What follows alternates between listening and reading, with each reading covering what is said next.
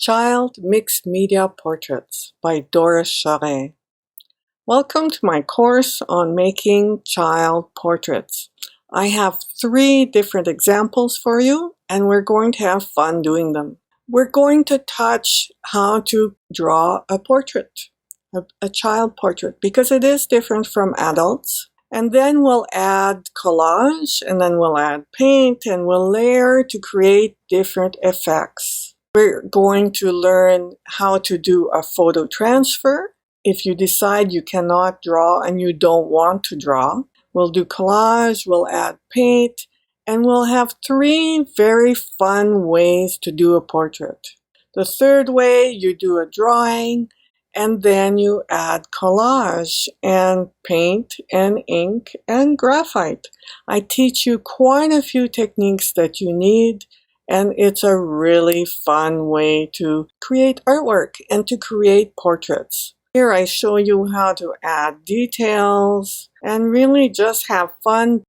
I talk about fixing things that I don't like. For example, I made this hair and I don't like it, so I change it. And you get to do all kinds of things. There's no errors in this style of painting. For example, here I start with a drawing and then I fix my drawing. I add paint. Once I had this portrait done, I thought it was a little bland, so I added color and I added other designs. And I show you how I did that. There's fun things you can add that look great on a portrait.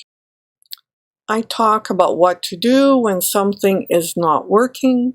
And I show you what to do when you don't like the size of the painting and you decide you might want it a little smaller. And then how to tweak it and crop it and make it a really wonderful presentation. So join me in my course, Child Mixed Media Portraits by Doris Charest. We're going to learn how to do so many new techniques together, and it's going to be a lot of fun.